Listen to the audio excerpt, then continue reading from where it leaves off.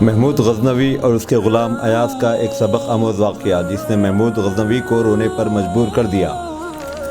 ایاز ایک شخص کا غلام تھا اور اس کا آقا انتہائی مقروض ہو چکا تھا۔ اس کی ہر چیز فروخت ہو چکی تھی اور اس کے پاس مزید کوئی چیز باقی نہ رہ گئی تھی جسے فروخت کر کے وہ اپنا قرض اتار سکتا۔ اس صورتحال کو دیکھ کر ایاز نے اپنے آقا سے کہا کہ آپ مجھے 10 لاکھ میں فروخت کر دو اور اس سے اپنا قرض اتار دو۔ آقا نے کہا کہ کون دے گا تمہاری قیمت 10 لاکھ روپے، جبکہ بازار میں 200 تا 300 درہم میں غلام مل جایا کرتے ہیں۔ لیکن ایاز نے اصرار کیا کہ آپ کوشش تو کر کے دیکھیے۔ چنانچہ ایاز کا آقا اسے لیے ہوئے بازار گیا اور اس کا دام لگا دیا 10 لاکھ۔ اتنی زیادہ رقم سن کر لوگ قہقہ لگانے لگے، لیکن ایاز نے اپنے آقا کی ڈھارس بندھائی۔ چنانچہ اس کا آقا اپنی بات پر قائم رہا اور جب شام ہوئی تو اسے گھر لے آیا، لیکن اس کی قیمت کا چرچا بادشاہ کے محل تک ہونے لگا۔ چنانچہ اس علاقے کا بادشاہ اگلے ہی دن اپنے آدمی کو بھیج کر بلوایا۔ چنانچہ ایاز اور اس کے آقا کو لے کر حاضر ہوا۔ محمود غزنوی نے چند سوالات کے بعد اطمینان کر لیا کہ واقعی یہ غلام انتہائی کارآمد ہے۔ چنانچہ اس نے 10 لاکھ دے کر اسے خرید لیا۔ اس طرح سے اس کا آقا خوشی خوشی گھر چلا گیا اور اپنے سارے قرض ادا کر دیا۔ ادھر محمود غزنوی نے ایاز پر چند دن قریبی نظر رکھی تو اسے بالکل کھرا اور ایماندار و جرأت مند پایا، تو اس نے اسے آہستہ آہستہ اپنے مصاحبین میں شامل کر لیا۔ ایک دن ایسا بھی آیا کہ جب نماز کا وقت آیا تو محمود اور ایاز دونوں ایک ہی صف میں نظر آئے۔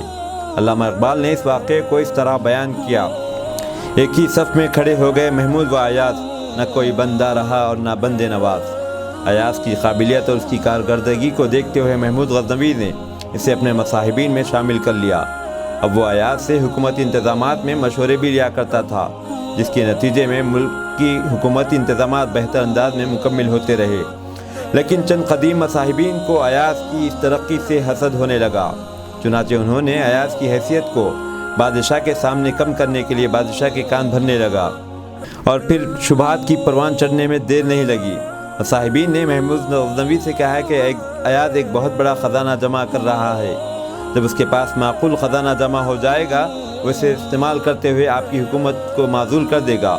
دراصل محمود غزنوی نے کچھ عرصے قبل ہی ایاز کو ایک علاقے کا گورنر بنا دیا تھا۔ ایاز اپنے فرائض کو بخوبی انجام دے رہا تھا۔ وہ ضرورت مند کی خیال کرتا، عوام کے دکھ درد میں شامل ہوتا اور ان کی تکالیف کو دور کرنے کی کوشش کرتا اور ان کے مسائل حل کرنے لگا۔ ان حالات میں بادشاہ کا بھی شک و شبے میں پڑ جانا ایک فطری عمل تھا۔ چنانچہ بادشاہ خزانے کی بات پر یقین کر لیا اور ایک دن ایاز سے پوچھ ہی لیا کہ تمہارا خزانہ کہاں ہے؟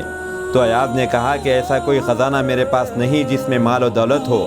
لیکن بادشاہ کو یقین نہ آیا اور اس نے کہا کہ چلو کہ آج تمہارا خزانہ دیکھتے ہیں۔ دراصل مصاحبین نے پہلے ہی کہہ دیا کہ ایاز ایک مخصوص وقت میں اپنے تہخانے کے خزانے کی طرف جاتا ہے۔ چنانچہ ایاز نے محمود غزنوی کو لے کر اپنے گھر کی جانب چلا اور چراغ لے کر تہخانے میں داخل ہوا تو وہاں ایک بڑا سا صندوق نظر آیا۔ اس پر محمود غزنوی کو یقین ہو گیا کہ ضرور یہاں خزانہ موجود ہوگا۔ اس پر محمود غزنوی نے کہا کہ اس صندوق کو کھولو۔ ایاز نے صندوق کھول دیا۔ اس میں ایک چھڑی رکھی تھی اور ایک پھٹا پرانا کرتا رکھا تھا اور ایک پرانی چپل بھی رکھی ہوئی تھی۔ اس کے بعد ایاز نے کہا کہ یہ میرے غربت کے دنوں کی یادگار ہے، جب میں یہی چپل، یہی کرتا اور یہی چھڑی لے کر جنگل میں بکریاں چرایا کرتا تھا۔ اسے میں نے اس لیے محفوظ رکھا ہے کہ کہیں مجھ میں عہدے کا تکبر اور غرور نہ آ جائے اور میں اپنی حیثیت کو نہ بھول جاؤں۔ آج میں جس عہدے پر فائز ہوں، اس کی بنیاد پر کسی بھی شخص پر، چاہے وہ غریب ہو یا امیر، ظلم کر سکتا ہوں اور ناانصافی کر سکتا ہوں۔ لیکن جب میں ان کپڑوں کو اور یہ اشیاء کو دیکھتا ہوں تو میرا بیتا ہوا زمانہ یاد آ جاتا ہے اور میں کسی پر بھی ظلم کرنے اور اس کے ساتھ ناانصافی کرنے کے معاملے میں خوفزدہ ہو جاتا ہوں کہ کہیں میرے خراب اعمال کے سبب تنزلی کا شکار ہو کر در در پھرنے نہ لگ جاؤں، کیونکہ اللہ کو تکبر اور غرور بالکل پسند نہیں ہے۔ بندے کو بندہ ہی بن کر رہنا چاہیے۔ مجھے یہ کپڑے، یہ چپل اور یہ چھڑی ہمیشہ اپنی حیثیت یاد دلاتے رہتے ہیں۔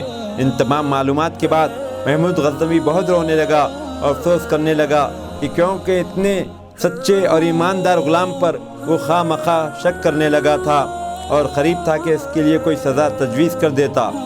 محمود غزنوی حقیقت حل جاننے کے بعد اس کے مدارج میں اور بھی اضافہ کر دیا، بلکہ اس کی نظروں میں ایاز کی حیثیت اور بھی بڑھ گئی۔